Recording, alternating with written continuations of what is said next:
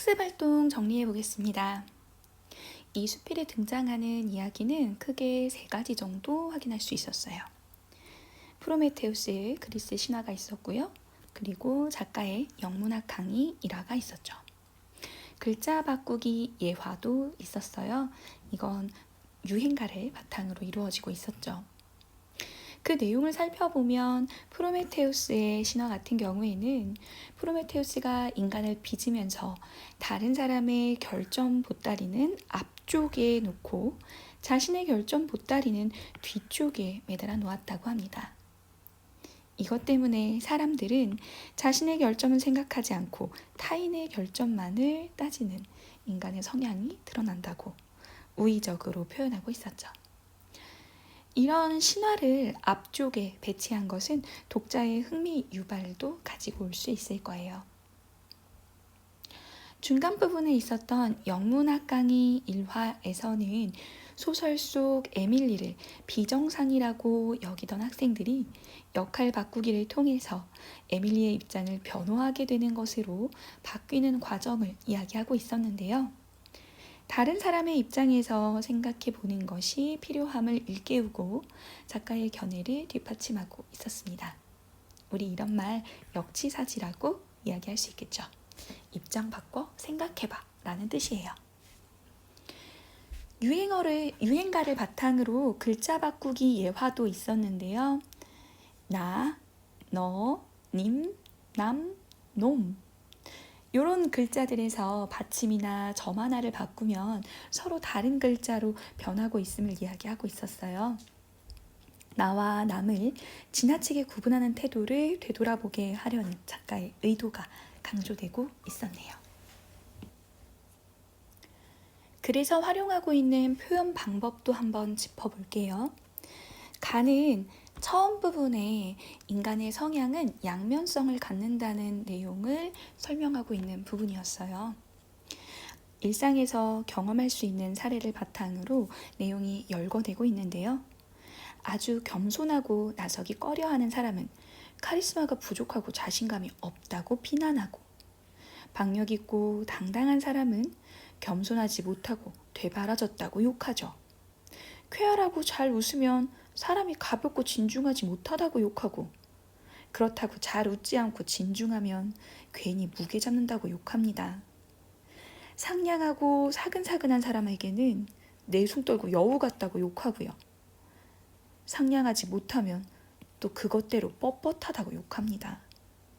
너그럽고 많이 베푸는 사람에게는 잘난 척쟁이, 우월감을 가지고 있다고 비난하고, 그렇다고 베풀지 않는 사람은 구두쇠이고 편협하다고 욕합니다. 세상에. 이렇게 사람에 대해서 각기 다른 면으로 이야기한다면 도대체 올바른 게 무엇일까 하는 생각이 들죠. 이런 열거를 통해서 작가는 인간의 성향은 양면성을 갖고 있음을 이야기합니다. 자신의 기준에서 타인을 얼마나 부정적으로만 바라보고 있는지 이야기하고 있는 것이죠. 중간 부분에서 두뇌 과학자들의 이야기를 인용하는 부분도 있었습니다. 과학자들의 이야기를 끌어왔기 때문에 이는 신뢰성이 높아질 거고요. 우리의 속모습은 겉모습보다도 더 차이가 난다고 이야기하고 있었습니다.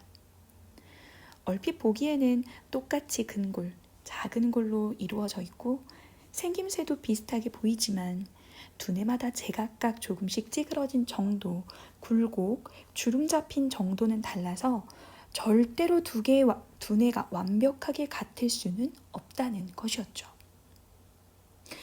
사실 사람들은 겉모습 이상으로 내면의 차이가 있음을 이야기해 주는 내용이었고요. 이를 보다 신뢰성 있게 전달하고 있었습니다. 이 글은 수필이었어요. 수필의 특징 혹시 기억나시나요? 중학교 때부터 꾸준히 갈래적인 특징들은 조금씩 정리해 두는 것이 좋아요. 내신에서도 수능에서도 도움이 될 거예요. 피천득의 수필의 일부분입니다. 수필은 한가하면서도 나태하지 않고 속박을 벗어나고서도 산만하지 않으며 찬란하지 않고 우아하며 날카롭지 않으나 산뜻한 문학이라고 하죠. 수필의 특징을 이야기하고 있어요. 이렇게 보면 수필은 매우 자유롭게 쓰는 그림을 알 수 있습니다. 속박을 벗어나고서도 산만하지 않다는 것은 자신의 일상에서 있는 경험을 재료로 삼아서 깊이 있는 깨달음을 전달하고 있기 때문이겠죠. 한편으로는 수필의 재료에 대해 이야기하는 부분도 있네요. 생활, 경험, 자연 관찰 또는 사회 현상에 대한 새로운 발견, 무엇이나 다 좋다고 말합니다. 수필의 재료는 모든 것이 될 수 있어요. 우리 이런 거 신변잡기적이라는 표현 쓰기도 하죠.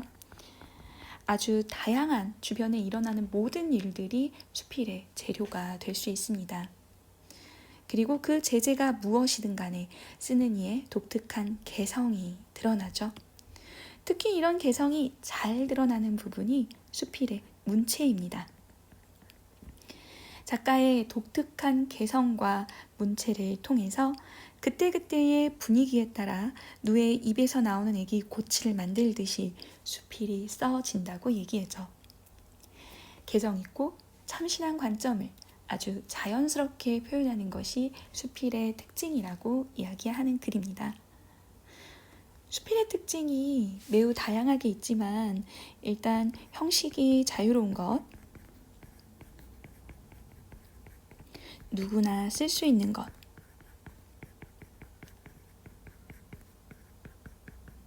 그리고 이 글의 나는 작가와 동인이라는 것, 또한 다양한 소재가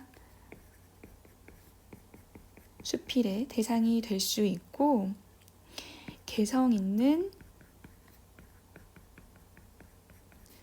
문체를 드러낸다고 정리해 두시면 조금 간단하게 수필의 특성을 볼 수 있지 않을까 싶어요. 여기까지가 나와 남 학습활동이었습니다. 고생하셨어요.